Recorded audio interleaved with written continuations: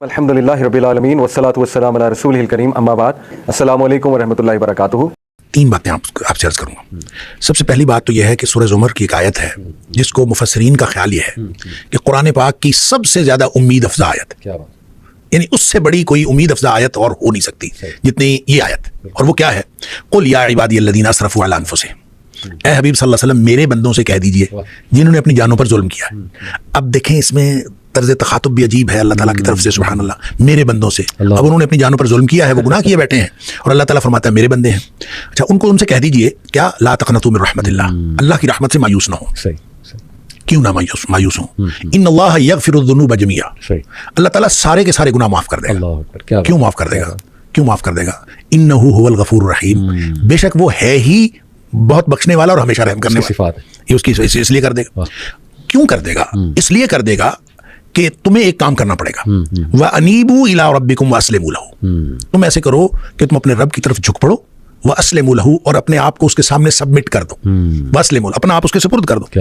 اگر یہ کام ایک کام انسان نے کرنا ہے کہ اپنے آپ کو اپنے اللہ کے سپرد کر دے تو پھر وہ سارے گناہ معاف کر دے گا، پھر مایوس ہونے کی کیا بات ہے؟ صحیح۔ شیخ آپ نے حضرت یوسف علیہ السلام کی بھی سٹوری اس کا تذکرہ کیا، تو اس میں ایک اور بڑی خوبصورت بات پتہ لگتی ہے کہ یوسف علیہ السلام کا جو رویہ تھا اپنے بھائیوں کے حوالے سے، کہ یوسف علیہ السلام نے بھی انہیں معاف کیا۔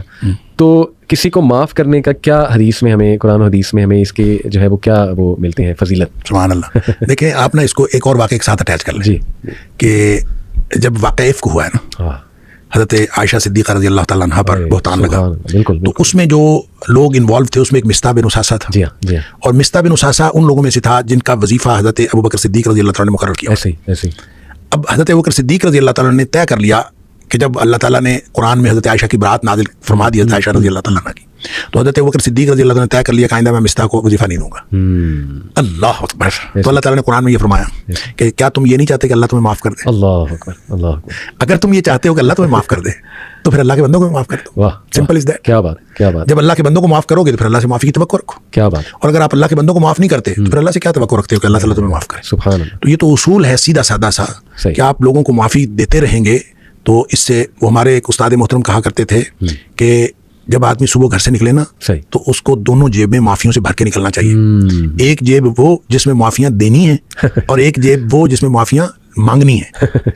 لہذا جہاں تھوڑی سی غلطی ہو وہیں فوراً معافی مانگ لیں، اور جہاں کسی سے تھوڑی سی غلطی ہو وہاں فوراً معافی دے دیں، تاکہ شام کو جب واپس آئے تو کوئی چیز اس کے ذمہ نہ ہو۔ اور یہ اس طرح کا آدمی کو طریقہ کار بنانا پڑے گا، وگرنہ اللہ سے معافی مانگنا، اللہ سے معافی مانگنا آسان ہے، معافی لینا مشکل ہے۔ کہ جب تک آپ اپنے آپ کو اپنے ڈٹرمنیشن کے ساتھ، جو پہلے بھی ہماری بات ہوئی کہ توبہ کی کوالٹی کا مسئلہ ہے، اللہ تعالیٰ کی طرف سے معافی دیے جانے کا یا توبہ کی قبولیت کا کوئی مسئلہ نہیں۔ کیا بات ہے، کیا بات ہے۔ اور یہ بھی آپ نے بڑی خوبصورت بات کی کہ دیکھیں دوسروں کے کام آنا، جیسے وہ نبی اکرم صلی اللہ علیہ وسلم نے ان صحابیوں کو کہا کہ آپ اپنی خالہ کی خدمت کرو، والدہ نہیں حیات، تو خدمت خلق، دوسروں کے کام آنا، وہ بھی ایک بڑا کوئک ذریعہ ہے میرا خیال اللہ رب العالمین کی خوشنودی۔ جب ہم کہتے ہیں نا ان الحسنات، قرآن کہتا ہے ان الحسنات یذھبن السیئات، کہ نیکیاں گناہوں کو مٹا دیتی ہیں، تو اس نیکیوں سے مراد یہ نہیں ہے کہ صرف نمازیں پڑھنا وہ مٹا دیتا ہے۔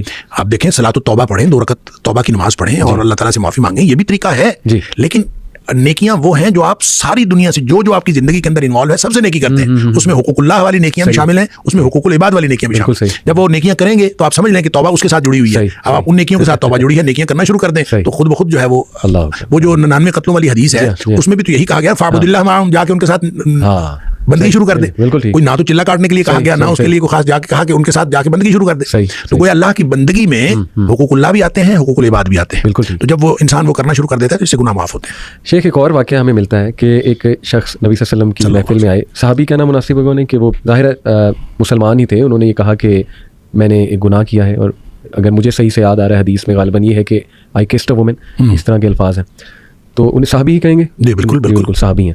تو نبی صلی اللہ علیہ وسلم خاموش ہو گئے غالباً، اس کے بعد نماز پڑھی گئی، اور نماز کے بعد واقعے میں آتا ہے کہ آیت نازل ہوئی اور نبی صلی اللہ علیہ وسلم نے اس کو یہ بشارت دی کہ آپ کا گناہ اللہ نے معاف فرما دیا۔ ایسا کچھ ہے؟ نہیں، وہ حدیث بالکل واقعہ ہے، اور لیکن اس میں ایسا ہے کہ اس نے اپنے گناہ کا ذکر کیا، ٹھیک ہے، کہ میں اس طرح کا گناہ کر بیٹھا ہوں، تو نبی پاک صلی اللہ علیہ وسلم سے پوچھا کہ ہمارے ساتھ نماز پڑھی ہے؟ ٹھیک، اس نے کہا جی پڑھی ہے۔ آپ فرمایا جاتا ہے گناہ معاف۔ اللہ اکبر، اللہ اکبر، سبحان اللہ۔ تو اس کے لیے نبی کریم صلی اللہ علیہ وسلم نے فرمایا جو 2 نمازوں کے درمیان گناہ آتے ہیں، جب آدمی نمازیں پڑھتا ہے تو ایک نماز سے دوسری نماز کے درمیان جو گناہ آتے ہیں وہ اللہ تعالیٰ معاف کر دیتا ہے۔ صحیح۔